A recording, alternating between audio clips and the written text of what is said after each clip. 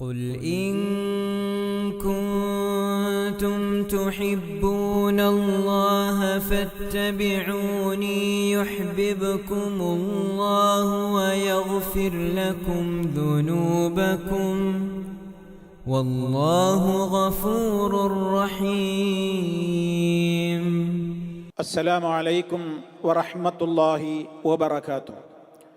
الحمد لله والصلاة والسلام على رسول الله وعلى آله وصحبه ومن تبعهم بإحسان إلى يوم الدين. أما بعد فاتقوا الله عباد الله. സ്നേഹമുള്ള ശ്രോതാക്കളെ, സത്യവിശ്വാസികളെ, സഹോദരങ്ങളെ, വിശുദ്ധ റമദാനിൽ തൗബയ്ക്ക് വേണ്ടി ധാരാളമായി സമയം കാണേണ്ടവരാണ് നമ്മൾ. ഏത് കാലഘട്ടത്തിലും വിശ്വാസികൾ തൗബ വർദ്ധിപ്പിച്ചുകൊണ്ടേയിരിക്കേണ്ടവരാണ്. തൗബക്ക് പ്രത്യേകമായ ഒരു കാലം ഇല്ല എന്നുള്ളതാണ് വാസ്തവം. എന്നാൽ പ്രാർത്ഥനയ്ക്ക് ഏറ്റവും കൂടുതൽ പ്രാധാന്യമുള്ള ഒരു മാസം എന്ന നിലക്കും നമ്മുടെ പ്രവർത്തനങ്ങൾക്ക് അള്ളാഹുവിൻ്റെ അടുക്കൽ സ്വീകാര്യത ലഭിക്കണമല്ലോ എന്ന നിലക്കും ഈ മാസത്തിൽ നാം ഏറെ പശ്ചാത്തപിക്കുവാൻ, തൗബ ചെയ്യുവാൻ സമയം കാണേണ്ടതുണ്ട്. പല ആളുകളുടെയും മനസ്സുകളിൽ ഉയരുന്ന ചില ചോദ്യങ്ങളുണ്ട്. എനിക്ക് പശ്ചാത്തപിക്കണം, എനിക്ക് നന്നാവണം എന്നുണ്ട്. പക്ഷേ എന്നെ സംബന്ധിച്ചിടത്തോളം എനിക്കതിന് സാധിക്കാതെ പോകുന്നു. ഞാൻ എത്ര പരിശ്രമിച്ചിട്ടും എനിക്ക് തൗബ ചെയ്യാനാകുന്നില്ല. അല്ലെങ്കിൽ തൗബ ചെയ്താലും ഞാൻ വീണ്ടും തെറ്റുകളിലേക്ക് മടങ്ങുകയാണ്. അല്ലെങ്കിൽ എങ്ങനെയാണ് ഞാൻ തൗബ ചെയ്യേണ്ടത്? എന്താണതിൻ്റെ പ്രായോഗികമായ രൂപം? ഇതൊക്കെ ആളുകൾക്കിടയിൽ സാധാരണ ചോദ്യങ്ങളാണ്. പലർക്കും അറിയാം തൗബ ചെയ്യണം, പശ്ചാത്തപിക്കണം എന്നൊക്കെ എല്ലാവർക്കും അറിയാം. പക്ഷേ അത് പ്രായോഗികമായി പലപ്പോഴും നടപ്പിലാകാതെ പോകുന്നു. നാം ആദ്യം മനസ്സിലാക്കേണ്ടത്, തൗബ എന്ന് പറയുന്നത് ഏതെങ്കിലും ആളുകൾ നമുക്ക് ചൊല്ലിത്തരുന്ന പദങ്ങൾ കേട്ട് അതേറ്റു പറയുന്ന രൂപത്തിലുള്ള പ്രവൃത്തിയല്ല. നാവ് മാത്രം പങ്കെടുക്കുന്ന, ഹൃദയത്തിൽ തൊട്ടുതീണ്ടിയിട്ടില്ലാത്ത കേവലം ചില വാചകങ്ങളുടെ പ്രത്യേകമായ രൂപത്തിൽ കോർത്തിണക്കിയിട്ടുള്ള സംസാരങ്ങളോ ആ രൂപത്തിലുള്ള വാക്കുകളോ അല്ല തൗബ. മറിച്ച് തൗബ എന്ന് പറയുന്നത് മനസ്സിൻ്റെ ശരിയായ മടക്കമാണ്. ഇസ്തിഗ്ഫാറും തൗബയും വിശുദ്ധ ഖുർആൻ രണ്ടായി തന്നെ പറയുന്നുണ്ട്. പരിശുദ്ധ ഖുർആനിൽ ഇസ്തഗ്ഫിറൂ റബ്ബക്കും സുമ്മ തൂബൂ ഇലൈഹി എന്ന് പറയുന്നു. നിങ്ങൾ നിങ്ങളുടെ രക്ഷിതാവിനോട് പാപമോചനത്തിന് വേണ്ടി അർത്ഥിക്കുവീൻ, ഇസ്തിഗ്ഫാർ നടത്തുവീൻ. അനിസ്തഗ്ഫിറൂ റബ്ബക്കും സുമ്മ തൂബൂ ഇലൈഹി, നിങ്ങൾ നിങ്ങളുടെ രക്ഷിതാവിനോട് ഇസ്തിഗ്ഫാർ നടത്തുവീൻ, പാപമോചനത്തിന് തേടുവീൻ. സുമ്മ തൂബൂ ഇലൈഹി, പിന്നീട് നിങ്ങൾ അവങ്കലേക്ക് ഖേദിച്ചു മടങ്ങുകയും ചെയ്യുവീൻ, തൗബ ചെയ്യുകയും ചെയ്യുവീൻ എന്ന് അല്ലാഹു സുബ്ഹാനഹു വ തആല പ്രത്യേകം ഓർമ്മപ്പെടുത്തുന്നുണ്ട്. അവിടെ നമ്മൾ മനസ്സിലാക്കിയിരിക്കേണ്ടത് ഇസ്തിഗ്ഫാറും തൗബയും വ്യത്യാസമുണ്ട് എന്നാണ്. രണ്ടും ഒന്നാണെങ്കിൽ പിന്നെ അല്ലാഹു തആല അനിസ്തഗ്ഫിറൂ റബ്ബക്കും സുമ്മ തൂബൂ ഇലൈഹി എന്ന് എന്തിനു പറയണം? നിങ്ങളുടെ യജമാനനായ റബ്ബിനോട് നിങ്ങൾ പാപമോചനത്തിന് വേണ്ടി തേടുവീൻ, സുമ്മ പിന്നീട് തൂബൂ ഇലൈഹി, പിന്നെ നിങ്ങൾ അവനിലേക്ക് തൗബയും ചെയ്യുവീൻ, തൗബ ചെയ്യുവീൻ എന്ന് പറയുന്നുണ്ട്. എങ്കിൽ എന്താണത് രണ്ടും തമ്മിലുള്ള വ്യത്യാസം? ഞാൻ അള്ളാഹുവിനോട്, അള്ളാഹുവേ എനിക്ക് പൊറുത്തു തരണമേ, അസ്തഗ്ഫിറുല്ലാഹ്, അള്ളാഹുവിനോട് ഞാൻ പൊറുക്കലിനെ ചോദിക്കുന്നു. അല്ലെങ്കിൽ റബ്ബിഗ്ഫിർലി, റബ്ബേ നീ എന്നോട് പൊറുക്കേണമേ എന്ന് പറയുന്നത് ഇസ്തിഗ്ഫാർ മാത്രമാണ്. ആ ഇസ്തിഗ്ഫാർ തൻ്റെ കഴിഞ്ഞകാല ജീവിതത്തിൽ സംഭവിച്ചിട്ടുള്ള ഒരു പാപത്തിൻ്റെ മോചനത്തിന് വേണ്ടി അള്ളാഹുവിനോടുള്ള തേട്ടമായിരിക്കാം. ഇപ്പോൾ കഴിഞ്ഞു പോയിട്ടുള്ള ഒരു തെറ്റിനെക്കുറിച്ചുള്ള റബ്ബിൻ്റെ മുമ്പിലുള്ള പാപമോചനത്തിന് വേണ്ടിയുള്ള തേട്ടമായിരിക്കാം.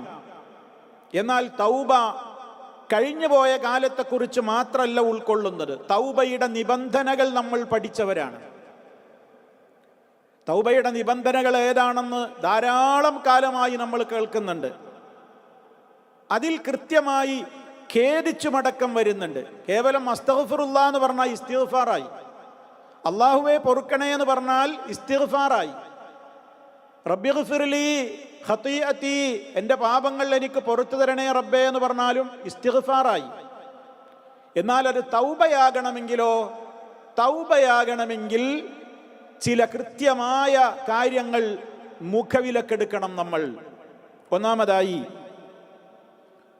എന്താണോ ചെയ്തു വരുന്ന പാപമെങ്കിൽ ആ പാപത്തിൽ നിന്ന് ഉടനടി വിട്ടു നിൽക്കണം. പാപം ചെയ്തുകൊണ്ടിരിക്കുക, പശ്ചാത്തപിക്കുകയും ചെയ്യുക എന്നുള്ള ഒരു രീതി ഇസ്ലാമിൽ ഇല്ല. ഏതിൽ നിന്നാണോ ഞാൻ പശ്ചാത്തപിക്കാൻ ഉദ്ദേശിക്കുന്നത് എങ്കിൽ ആ തിന്മയിൽ നിന്ന് ഉടനെ ഞാൻ ഒഴിവാകണം. മാത്രമല്ല, രണ്ടാമത്തെ നിബന്ധന, എൻ്റെ ജീവിതത്തിൽ അങ്ങനെ കഴിഞ്ഞു പോയിട്ടുള്ള അത്തരത്തിലുള്ള ഏത് പാപങ്ങളുണ്ടോ ആ പാപങ്ങളെല്ലാം ചെയ്തതിൻ്റെ പേരിൽ എൻ്റെ മനസ്സിൽ അഗാധമായ ദുഃഖം വേണം. നല്ല സങ്കടവും ഖേദവും ദുഃഖവുമൊക്കെ അലയടിക്കണം, എൻ്റെ ഹൃദയത്തിൽ നിറഞ്ഞു നിൽക്കണം.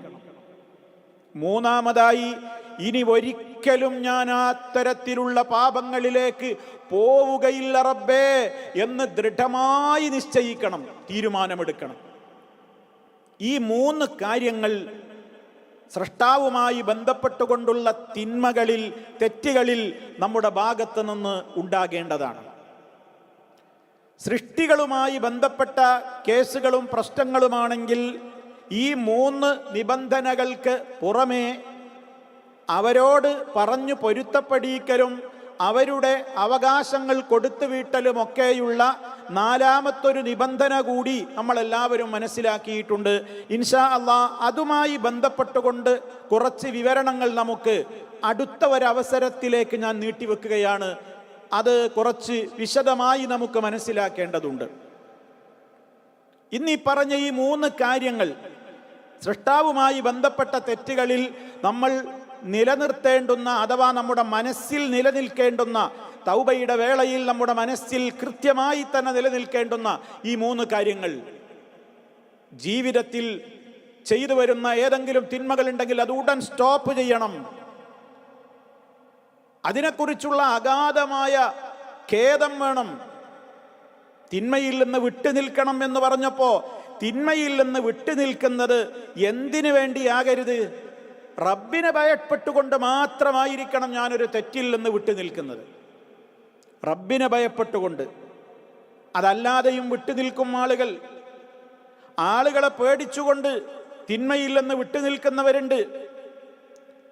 താൻ വഷളാകുമോ, താൻ സമൂഹത്തിൽ ചെയ്തു വരുന്ന ഉദ്യോഗത്തിൽ നിന്ന് പിരിച്ചുവിടപ്പെടുമോ, സമൂഹത്തിൻ്റെ മുമ്പിൽ ഞാൻ വഷളായി എന്നെ ജയിലിലടക്കുമോ, അധികാരികളുടെ ഭാഗത്ത് നിന്ന് എന്നെ സംബന്ധിച്ചുള്ള വീക്ഷണങ്ങൾ എപ്രകാരമായിരിക്കും തുടങ്ങിയിട്ടുള്ള കാര്യങ്ങൾക്ക് വേണ്ടി തിന്മകളിൽ നിന്ന് വിട്ടു നിൽക്കുന്ന ആളുകളുണ്ട്.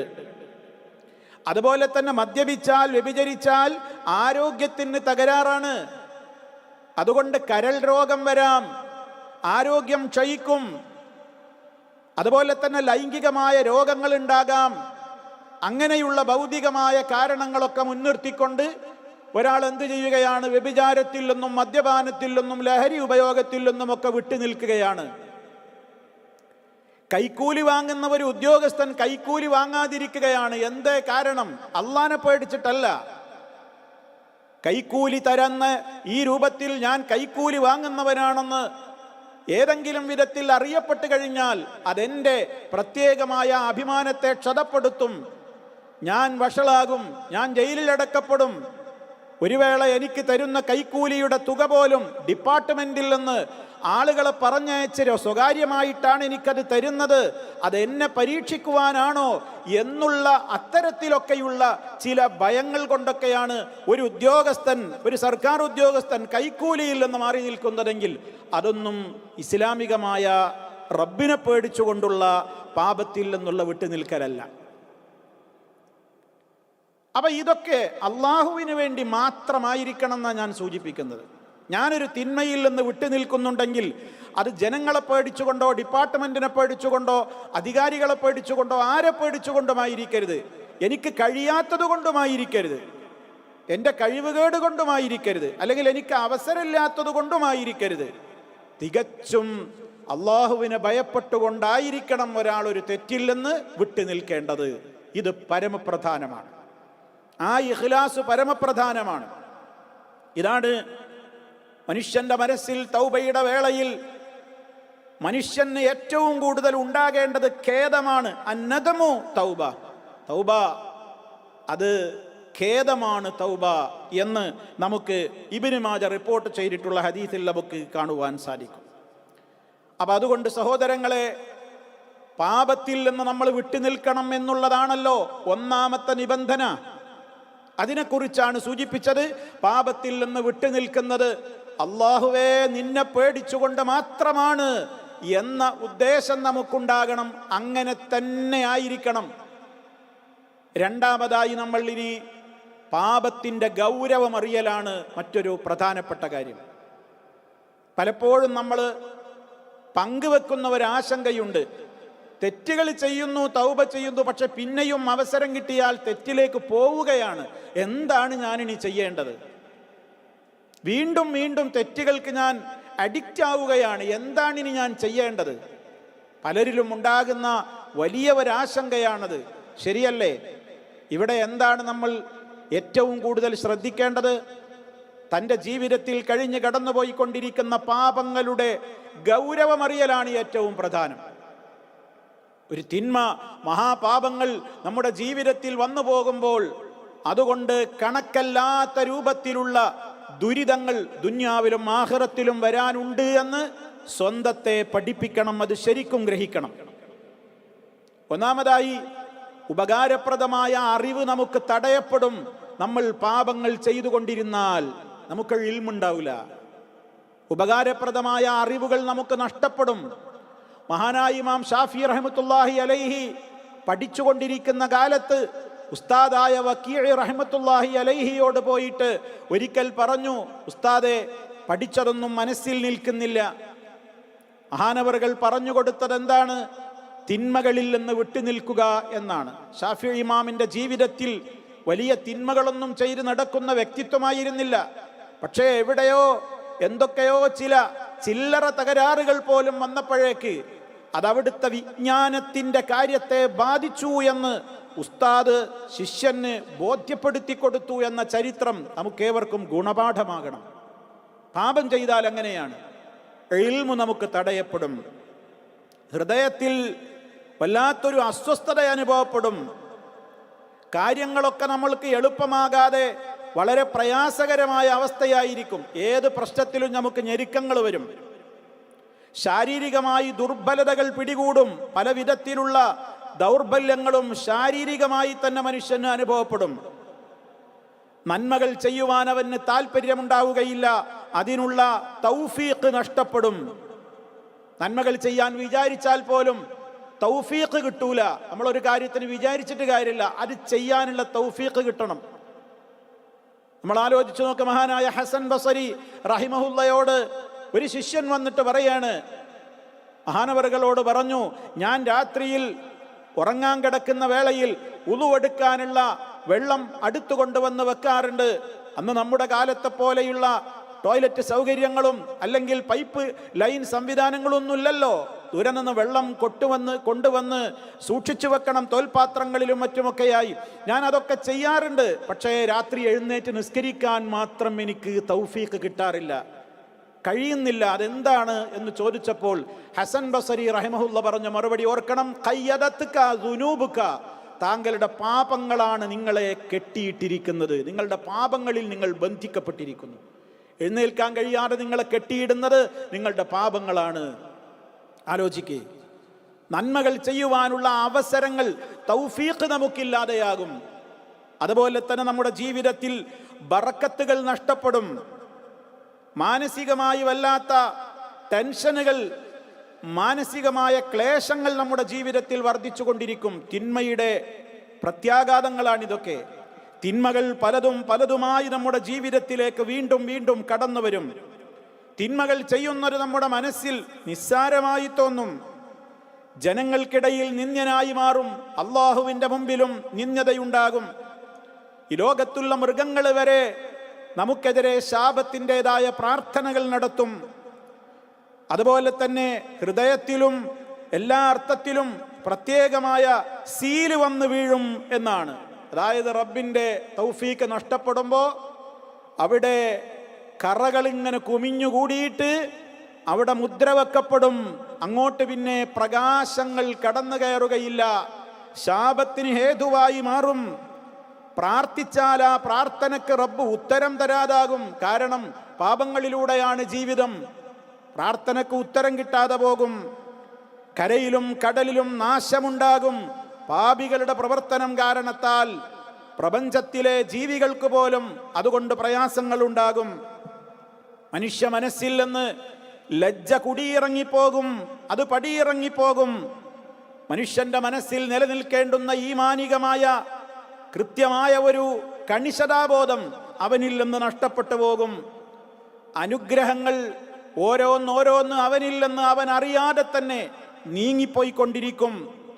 അവനിലേക്ക് വ്യത്യസ്തമായ ഇനങ്ങൾ ശിക്ഷകളായി ചെറുതും വലുതുമായി അവനിൽ ഇറങ്ങിക്കൊണ്ടിരിക്കും. പാപിയുടെ മനസ്സിൽ എപ്പോഴും എന്തെന്നില്ലാത്ത ഒരു ഭീതി ഇങ്ങനെ എപ്പോഴും നിലനിന്നുകൊണ്ടിരിക്കും. ശൈത്താന്റെ കെണിയിൽ അവൻ പെട്ടെന്ന് ആപതിച്ചുകൊണ്ടിരിക്കും. ഇതിനെല്ലാം ഉപരി മരണം വളരെ മോശമായിരിക്കും. സൂഉൽ ഖാത്തിമ, ചീത്തയായ അന്ത്യമായിരിക്കും. എല്ലാത്തിൻ്റെയും പര്യവസാനം എന്ന നിലക്ക് ആഖിറത്തിൽ കത്തിയാളുന്ന നരകത്തിയിൽ പോയി വീഴുകയും ചെയ്യും. എന്തെല്ലാം കാര്യങ്ങൾ ഇവിടെ പറഞ്ഞു. എല്ലാം വിശദീകരണം അർഹിക്കുന്നവയാണ്. ഞാൻ ചുരുക്കി പറഞ്ഞതാണ്. ഇതൊക്കെ നമ്മുടെ ജീവിതത്തിൽ വൻ പാപങ്ങൾ വന്നു പോയാൽ സംഭവിക്കുന്ന ഗുരുതരമായ പ്രത്യാഘാതങ്ങളാണ്, ഗുരുതരമായ അപകടങ്ങളാണ്. ഇത് നമ്മുടെ മനസ്സിനെ നമ്മളിങ്ങനെ പഠിപ്പിച്ചു കൊണ്ടിരുന്നാൽ വൻപാപങ്ങൾ ചെയ്യാൻ മോഹമുണ്ടാകുമ്പോഴെല്ലാം അരുത് എന്നെൻ്റെ മനസ്സിനെ പഠിപ്പിക്കുവാൻ, ഈ രൂപത്തിലൊക്കെയുള്ള പ്രത്യാഘാതങ്ങൾക്ക് ഞാൻ ഇരയാകും, ഞാൻ അതിൽ ചെന്ന് വീഴുമെന്ന് മനസ്സിനെ കൃത്യമായി തന്നെ പഠിപ്പിക്കുന്ന വിധത്തിൽ കാര്യങ്ങൾ ഗ്രഹിക്കലാണ് പരമപ്രധാനമായ ഒരു വിഷയം. മറ്റൊന്ന്, തൗബ നീട്ടിവെക്കരുത് എന്നുള്ളതാണ്. ഉടനെ തൗബ ചെയ്യണം എന്നാണ്. പലപ്പോഴും ആളുകൾ വിചാരിക്കുന്നത് എനിക്ക് പ്രായമൊന്നും അധികമായിട്ടില്ല, അവസരങ്ങൾ വരട്ടെ, റമദാൻ വരട്ടെ, അല്ലെങ്കിൽ ലൈലത്തുൽ ഖദ്ർ വരട്ടെ, അതല്ലെങ്കിൽ ഹറമിലേക്ക് എത്തട്ടെ, ഒരുപാട് കാലത്തേക്ക് നീട്ടിവെക്കാനുള്ളതല്ല തൗബ. തൗബ എന്ന് പറയുന്നത് മനുഷ്യന് താൻ തെറ്റ് ചെയ്തു പോയി എന്ന് എപ്പോൾ ബോധ്യമാകുന്നുവോ അപ്പോൾ ചെയ്യേണ്ട കാര്യമാണ്. പരിശുദ്ധ ഖുർആൻ സൂറത്ത് ആല ഇംറാനിൽ അങ്ങനെയാണ് പറഞ്ഞത്. വല്ലദീന ഇദാ ഫഅലൂ ഫാഹിശതൻ ഔ ളലമൂ അൻഫുസഹും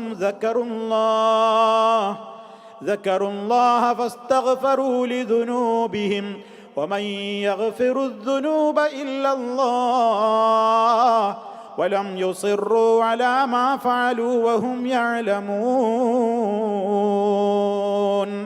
സത്യവിശ്വാസികളായ ആളുകൾ അവരിൽ നിന്ന് ഒരു നീചമായ പ്രവൃത്തി അല്ലെങ്കിൽ അവരോട് തന്നെ ഏതെങ്കിലും വിധത്തിലൊരു അക്രമം ചെയ്യുകയും അത് അവർക്ക് ബോധ്യമാവുകയും ചെയ്താൽ അള്ളാഹനെ ഉടനെ അവർ ഓർക്കുകയാണ്, ഉടനെ അവർ ഇസ്തിഗ്ഫാർ നടത്തും, തൗബ ചെയ്യും. അവർ ചെയ്തിട്ടുള്ള തിന്മയിൽ അവർ പിന്നെ ന്യായങ്ങൾ പറഞ്ഞുകൊണ്ട് ഉറച്ചു നിൽക്കുകയില്ല, അതിൽ അള്ളിപ്പിടിച്ചുകൊണ്ട് അവർ നിൽക്കുകയില്ല, തൗബ അവർ പിന്തിച്ചിടുകയില്ല എന്നാണ് കൃത്യമായി അള്ളാഹു പറയുന്നത്. വിശുദ്ധ ഖുർആൻ കൃത്യമായി തന്നെ വേറെയും ഈ വിഷയത്തിൽ സംസാരിച്ചിട്ടുണ്ട്, നമ്മെ പഠിപ്പിച്ചിട്ടുണ്ട്. ഇന്നമത്തൗബതു അലല്ലാഹി ലില്ലദീന യഅമലൂന സ്സൂഅ ബിജഹാല സുമ്മ യതൂബൂന മിൻ ഖരീബ്. തീർച്ചയായും അല്ലാഹു പശ്ചാത്താപം സ്വീകരിക്കുക ആരുടേതാണ്? ലില്ലദീന യഅമലൂന സ്സൂഅ ബിജഹാലത്തിൻ, അവിവേകം കൊണ്ട് ചീത്തയായ ഒരു പ്രവൃത്തി ഒരാൾ പ്രവർത്തിക്കുന്നു. സുമ്മ യതൂബൂന മിൻ ഖരീബ്, സഹോദരങ്ങളെ അടിവരയിട്ട് മനസ്സിലാക്കുക. സുമ്മ യതൂബൂന, പിന്നീട് അവർ പശ്ചാത്തപിച്ചു മടങ്ങുന്നു. മിൻ ഖരീബ്, ഉടനെ പശ്ചാത്തപിക്കുന്നു എന്നാണ്. ഉടനെ പശ്ചാത്തപിക്കണം, നീട്ടിവെക്കരുത്. തെറ്റാണെന്ന് ബോധ്യമായി കഴിഞ്ഞാൽ ഉടനെ പശ്ചാത്തപിക്കണം എന്നുള്ളതാണ് ഇസ്ലാമിൻ്റെ നിയമം. അത് തന്നെയും നമുക്ക് അവസരങ്ങളൊക്കെ ഒത്തുവരികയാണെങ്കിൽ ഉളൂ എടുത്ത് 2 റക്അത്ത് നമസ്കരിച്ച് അള്ളാഹുവിനോട് ചോദിക്കുകയാണെങ്കിൽ അതൊക്കെ ഏറ്റവും നല്ലതാണ്. ചില റിപ്പോർട്ടുകളിൽ നമുക്ക് കാണാം, ഏതെങ്കിലും ഒരു മനുഷ്യന്റെ അടുത്തൊരു അബദ്ധം സംഭവിച്ചു, അവൻ നന്നായി ഉളൂ ചെയ്തു, നമസ്കാരത്തിൽ റഹ്മാനായ റബ്ബിനെ കുറിച്ചുള്ള ചിന്തയല്ലാതെ മറ്റ് യാതൊരു സംസാരങ്ങളും ചിന്തകളും അവന്റെ മനസ്സിൽ വരാതെ ആത്മാർത്ഥമായി അവൻ 2 റക്അത്ത് നമസ്കരിച്ചാൽ അവന്റെ പാപങ്ങൾ പൊറുക്കപ്പെടാതിരിക്കുകയില്ല എന്ന്.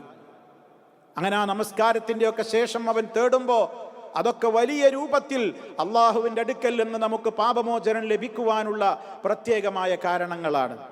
അപ്പൊ തൗബ നീട്ടിവെക്കരുത് എന്നാണ് പറയാനുള്ളത്. ഉടനെ ചെയ്യണം, പെട്ടെന്ന് ചെയ്യണം എന്നുള്ളതാണ്. ബാധ്യതകൾ ഉണ്ടെങ്കിൽ കൊടുത്തു തീർക്കണം. ആരോടെങ്കിലും സാമ്പത്തികമായ ഇടപാടുകളുണ്ടോ, മറ്റു കാര്യങ്ങളുണ്ടോ, എല്ലാം കൊടുത്തു തീർക്കണം. അതൊന്നും പിന്നേക്ക് നീട്ടിവെക്കാൻ പാടില്ല.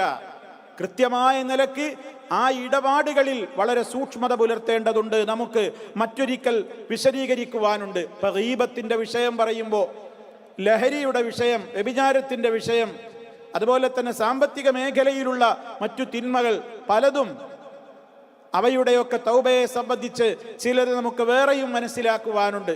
ഇപ്പോൾ ഞാൻ ഈ ഒരു വശം മാത്രം പറഞ്ഞുകൊണ്ട് മതിയാക്കുകയാണ്. അള്ളാഹുവിൻ്റെ കാരുണ്യത്തെക്കുറിച്ചുള്ള കൃത്യമായ ബോധം നമുക്ക് വേണം. എൻ്റെ തൗബ സ്വീകരിക്കുകയില്ല എന്ന തോന്നലുണ്ടാകരുത്.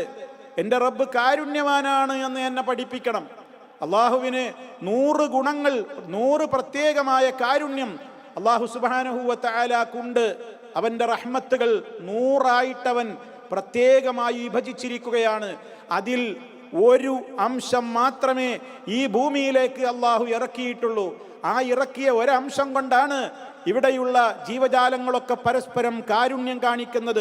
ലോകത്തുള്ള ഏറ്റവും വലിയ കാരുണ്യ പ്രവർത്തനങ്ങൾ പോലും എത്രത്തോളം നമ്മൾ പുകഴ്ത്തി പറയുന്ന കാരുണ്യങ്ങളുണ്ടോ, പ്രവർത്തനങ്ങളുണ്ടോ, അതൊക്കെ അള്ളാഹുവിൻ്റെ 100-ൽ, അവൻ്റെ കാരുണ്യത്തിൻ്റെ 100-ൽ ഒരംശം മാത്രം ഈ ഭൂമിയിലേക്ക് അവൻ ഇറക്കിയത് കൊണ്ടാണ്. അതേ അവസരത്തിൽ ബാക്കിയുള്ള 99 ജുസ്അൻ 99 അനുഗ്രഹങ്ങളും അല്ലാഹു തആല നാളെ പരലോകത്തെ വിശ്വാസികൾക്ക് പ്രത്യേകം അവർക്ക് അനുഗ്രഹം ചൊരിഞ്ഞു കൊടുക്കാൻ വേണ്ടി അവിടെ കാത്തു വെച്ചിരിക്കുകയാണ് എന്ന് പറയുമ്പോൾ റബ്ബിൻ്റെ റഹ്മത്ത് എത്രത്തോളം വിശാലമാണ്. അതുകൊണ്ട് എത്ര കൊടും പാപിയാണെങ്കിലും അള്ളാഹു പൊറുക്കുമെന്ന് മനസ്സിലാക്കണം. 100 പേരെ കൊന്നവന് വരെ അള്ളാഹു സുബ്ഹാനഹു വ തആല പൊറുത്തു കൊടുത്തു എന്നുള്ളത് ഇസ്ലാമിൻ്റെ കൃത്യമായ ചരിത്രമാണല്ലോ, നമ്മൾ എപ്പോഴും കേൾക്കുന്നതാണ്. അതേപോലെ തന്നെ തിന്മകളിൽ നിന്ന് നമ്മൾ തൗബ ചെയ്യുമ്പോൾ ആ തിന്മകളുടെ സാഹചര്യങ്ങളിൽ നിന്ന് നമ്മൾ വേഗത്തിൽ വിട്ടു നിൽക്കണം. ഏതെങ്കിലും ഒരു പ്രദേശത്ത് നിലനിന്നതുകൊണ്ടോ, ഏതെങ്കിലും ഒരു സ്ഥലത്ത് താമസിച്ചതുകൊണ്ടോ, ഏതെങ്കിലും ഒരു പ്രത്യേകമായ ഉപകരണം തൻ്റെയോ തൻ്റെ വീട്ടിലോ ഉള്ളതിനാലോ ആണ് ഞാനിങ്ങനെ വൻപാപങ്ങളിലേക്ക് പോകുന്നത് എന്ന് ആർക്കെങ്കിലും ബോധ്യമുണ്ടെങ്കിൽ അത്തരത്തിലുള്ള ആ വസ്തുക്കളിൽ നിന്നും, വ്യക്തികളിൽ നിന്നും, സ്ഥലങ്ങളിൽ നിന്നും അവൻ മാറിപ്പോകണം. 100 പേരെ വധിച്ച ഒരാളുടെ തൗബയെ സംബന്ധിച്ച് നബി സല്ലല്ലാഹു അലൈഹി വസല്ലമ നമുക്ക് വിവരിച്ചു തന്നപ്പോൾ ഒരു പണ്ഡിതൻ അദ്ദേഹത്തോട് നിർദ്ദേശിച്ചത് 100 പേരെ ഞാൻ കൊന്നു, ഇനി എനിക്ക് പശ്ചാത്താപമുണ്ടോ എന്ന് ചോദിച്ചപ്പോൾ ആ മഹാനായ പണ്ഡിതൻ ഈ വ്യക്തിക്ക് കൊടുത്ത ഉപദേശം എന്താണ്? ഇൻതലിഖ് ഇലാ അർളി കദാ വകദാ, താങ്കൾ ഇന്ന ഇന്ന സ്ഥലത്തേക്ക് നിങ്ങൾ പോകണം. ഫഇന്ന ബിഹാ ഉനാസൻ യഅബുദൂനല്ലാഹ തആല ഫഅബ്ദില്ലാഹ മഅഹും വലാ തർജിഇ ഇലാ അർദിക ഫഇന്നഹാ അർദു സൂഅ്. വളരെ കൃത്യമായി നമ്മൾ മനസ്സിലാക്കുക. നീ ഇന്ന പ്രദേശത്തേക്ക് പോകണം. എന്താ നാടിൻ്റെ പ്രത്യേകത? അവിടെ അള്ളാഹുവിനെ മാത്രം ആരാധിച്ചുകൊണ്ട് ജീവിക്കുന്ന നല്ലവരായ കുറെ ആളുകളുള്ള സ്ഥലമാണ്.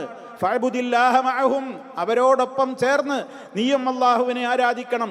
ഒരിക്കലും വലാ തർജിഇ ഇലാ അർളിക, നിന്റെ ഭൂമിയിലേക്ക്, നിന്റെ നാട്ടിലേക്ക് നീ ഒരിക്കലും മടങ്ങരുത്. കാരണം ഫഇന്നഹാ അർളു സൂഇൻ, അതൊരു ചീത്തയായ നാടാണ്. ചീത്ത നാടാണെന്ന് പറഞ്ഞാൽ ചീത്തയായ ആളുകൾ വസിക്കുന്ന പ്രദേശവും കൂട്ടുകെട്ടൊക്കെയാണ്. അതുകൊണ്ട് അതിൽ നിന്ന് ഒഴിവാകണം എന്ന് പറഞ്ഞുകൊണ്ടാണ് ആ മനുഷ്യനെ നല്ലൊരു ഭാഗത്തേക്ക് ഈ മഹാനായ പണ്ഡിതൻ ഉപദേശിച്ച് യാത്രയാക്കിയത്. നമ്മൾ മനസ്സിലാക്കണം, തിന്മക്ക് എന്തൊക്കെ സാഹചര്യങ്ങൾ നമ്മുടെ മുമ്പിലുണ്ടോ, അതെന്താണെങ്കിൽ അതിൽ നിന്നൊക്കെ മാറി നിൽക്കണം നമ്മൾ. ആ രൂപത്തിൽ കൃത്യമായി നമ്മെ അതിലേക്ക് തന്നെ പിടിച്ചു വലിച്ചു കൊണ്ടുപോകുന്ന കൂട്ടുകാരുണ്ടാകും. ആ കൂട്ടുകെട്ടിനെ നമ്മൾ ഒഴിവാക്കണം. എന്നിട്ട് നല്ലവരായ ആളുകളുടെ കൂടെ കൂടണം. ചീത്തയായ പ്രവർത്തനങ്ങൾ ചെയ്ത് തൗബ ചെയ്യുവാൻ ആഗ്രഹിക്കുന്ന പല ചെറുപ്പക്കാരും ഇന്ന് പറയാറുള്ള ഒരു പ്രധാനപ്പെട്ട തടസ്സം എന്താണ്? എനിക്ക് നന്നാകണമെന്നുണ്ട്, പക്ഷേ എൻ്റെ പഴയ കൂട്ടുകാർ എന്നെ ബ്ലാക്ക് മെയിൽ ചെയ്യുന്നു. എൻ്റെ പഴയ കൂട്ടുകാരി എന്നെ ബ്ലാക്ക് മെയിൽ ചെയ്യുന്നു. ഞാൻ അവരോടൊപ്പം കഴിഞ്ഞിരുന്ന പല രൂപത്തിലുള്ള തിന്മകളും പ്രവർത്തിച്ചതിൻ്റെ നേർപകർപ്പുകൾ, ഫോട്ടോകൾ, അതുപോലെയുള്ള പല ക്ലിപ്പുകളും അവരുടെ കൈകളിലുണ്ട്. അതവർ പുറത്തിടും എന്നെ ഭീഷണിപ്പെടുത്തി വീണ്ടും അവരെന്നെ ലഹരിയുടെയും വ്യഭിചാരത്തിൻ്റെയും തോന്നിവാസത്തിൻ്റെയും ലോകത്തേക്ക്, സ്വവർഗരതിയുടെയും ലോകത്തേക്ക് അവരെന്നെ മാടി വിളിക്കുകയാണ്. ഇനി ഞാൻ എന്ത് ചെയ്യണം? ഞാൻ മാനസികമായി ആകെ തകരുകയാണ് എന്ന് പറയുന്ന ആളുകളുണ്ട്. അത്തരത്തിലുള്ള ബ്ലാക്ക് മെയിലിങ്ങുകളിൽ നമ്മൾ ഭയപ്പെടരുത്. തിന്മകളിൽ നിന്ന് വിട്ടുനിന്നാൽ പിന്നെ അള്ളാഹുവിൽ തവക്കുലാക്കുക. റഹ്മാനായ റബ്ബിനോട് ഇത്തരത്തിലുള്ള നികൃഷ്ടരായ ആളുകളുടെ ശർറിൽ നിന്ന് മോചനം നേടുക. അത്തരത്തിൽ ശത്രുക്കളെ നമ്മൾ ഭയപ്പെട്ട് കഴിഞ്ഞാലുള്ള പ്രാർത്ഥന അധികരിപ്പിക്കുക. അല്ലാഹുമ്മ ഇന്നാ നജ്അലുക ഫീ നുഹൂരിഹിം വനഊദു ബിക മിൻ ശുറൂരിഹിം. അല്ലാഹുവേ, ഇതാ ഈ ശത്രുക്കളെ ഞാൻ നിന്റെ മുമ്പിൽ, അതേ ഇവരുടെ മുമ്പിൽ ഞാൻ നിന്നെ നിർത്തുകയാണ്. അല്ലാഹുവേ, അവരുടെ ശർറുകൾ എനിക്കുണ്ടാകരുതേ. അതുപോലെ തന്നെ അവരുടെ എല്ലാ രൂപത്തിലുള്ള ഷെറുകളിൽ നിന്നും ഞാൻ നിന്നോട് കാവൽ ചോദിക്കുകയും ചെയ്യുന്നു എന്ന്. ബ്ലാക്ക് മെയിലിംഗ് തുടരുന്നു എന്നുള്ളത് കൊണ്ട് ഇനി എനിക്ക് നിവൃത്തിയില്ല, ചെയ്തു പോയിരുന്ന തിന്മകൾ ചെയ്യുക തന്നെ, അല്ലെങ്കിൽ ഞാൻ നാണം കെടുമെന്ന് വിചാരിച്ചുകൊണ്ട് വീണ്ടും വീണ്ടും തിന്മകളിലേക്ക് തന്നെ പോയാൽ അത് സർവനാശത്തിലേക്കായിരിക്കും നമ്മെ കൊണ്ടുചെന്ന് എത്തിക്കുക. അതുകൊണ്ട് ദുഷിച്ച കൂട്ടുകെട്ടുകളിൽ നിന്ന് വിട്ടുനിൽക്കുക, നല്ലവരായ ആളുകളോടൊപ്പം മാത്രം ചേരുക, ദീനീ വിജ്ഞാന സദസ്സുകളിലെ സ്ഥിരം ശ്രോതാക്കളാവുക. ഇത്തരത്തിലുള്ള നല്ല നല്ല പ്രഭാഷണങ്ങളും ആ രൂപത്തിലുള്ള മതവിജ്ഞാനങ്ങളും കൂടുതൽ കൂടുതൽ നമുക്ക് ലഭ്യമാകുന്ന വേദികളെ കൂടുതൽ കൂടുതൽ നമ്മൾ ഉപയോഗപ്പെടുത്തുക. മതപരമായ അള്ളാഹുവിനെ സംബന്ധിച്ചും പരലോകബോധത്തെ നമ്മുടെ മനസ്സിൽ കൃത്യമായി നിലനിർത്തുവാൻ ഉതകുന്ന വിധത്തിലൊക്കെയുള്ള വൈജ്ഞാനികമായ മേഖലയെ വികസിപ്പിക്കുവാൻ ആവശ്യമായ സൈറ്റുകൾ, അത്തരത്തിലുള്ള കാര്യങ്ങളിലേക്ക് പ്രത്യേകം മനസ്സിനെ കൂടുതൽ കൂടുതൽ അടുപ്പിക്കുക. ഇങ്ങനെയൊക്കെ നന്മകൾ ധാരാളമായി കൂടുതൽ ചെയ്യുവാനുള്ള താല്പര്യം നമ്മുടെ മനസ്സുകളിൽ നിലനിർത്തുകയും ചെയ്യുക. ഈ രൂപത്തിലൊക്കെ ചെയ്തു വരുന്ന തിന്മകളിൽ നിന്ന് മുഴുവൻ അള്ളാഹുവിന് വേണ്ടി വിട്ടുനിൽക്കുകയും ഇനി ആ ചെയ്തു പോയ തിന്മകളെക്കുറിച്ചൊക്കെ അഗാധമായ ഖേദം നിലനിൽക്കുകയും അത് അടിവരയിടണം. തൻ്റെ ഗതകാല ജീവിതത്തിൽ കഴിഞ്ഞുപോയ ഏത് വലിയ തിന്മകളും ഓർക്കുമ്പോൾ ഞെട്ടലാണ് മനസ്സിലുണ്ടാകേണ്ടത്. ആനന്ദം തോന്നരുത്, അതിൽ വലിയ സന്തോഷം തോന്നരുത്, അതൊക്കെ ഓർത്ത് ചിരി വരരുത്, അതൊക്കെ ഓർത്ത് മനസ്സിനൊരു കുളിർമ തോന്നരുത്. ഇനിയും അവസരം കിട്ടിയെങ്കിൽ എന്ന് ആശിച്ചു പോകുന്ന വിധത്തിൽ അതിനോടൊരു മാനസികമായ അയഞ്ഞ സമീപനമുണ്ടാകരുത്. അതീവ ഗുരുതരമാണല്ലോ ഞാൻ ചെയ്തു പോയത് എന്ന അഗാധമായ പേടിയും ദുഃഖവും ഖേദവും നമ്മുടെ മനസ്സിൽ വേണം.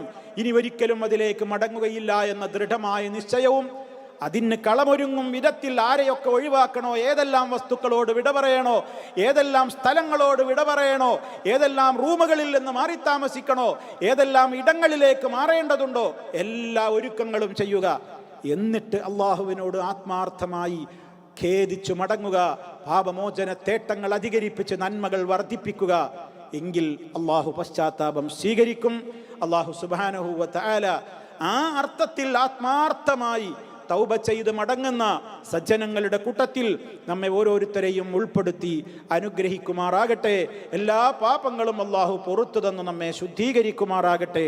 നരകവിമോചനത്തിന് അർഹരായി തീരുന്ന സൗഭാഗ്യവാന്മാരിൽ നമ്മെ ഓരോരുത്തരെയും അള്ളാഹു ഉൾപ്പെടുത്തുമാറാകട്ടെ. രോഗങ്ങളിൽ നിന്ന് റബ്ബ് കാവൽ നൽകട്ടെ, രോഗികൾക്ക് ശിഫ നൽകട്ടെ, മരണപ്പെട്ടവർക്ക് ജന്നത്ത് പ്രദാനം ചെയ്യട്ടെ, ജഹന്നമിൽ നിന്ന് കാത്തുരക്ഷിക്കുമാറാകട്ടെ. റബ്ബന തഖബ്ബൽ മിന്നാ ഇന്നക അൻതസ് സമീഉൽ അലീം. اللهم صل على محمد وعلى آل محمد والحمد لله رب العالمين والسلام عليكم ورحمة الله وبركاته.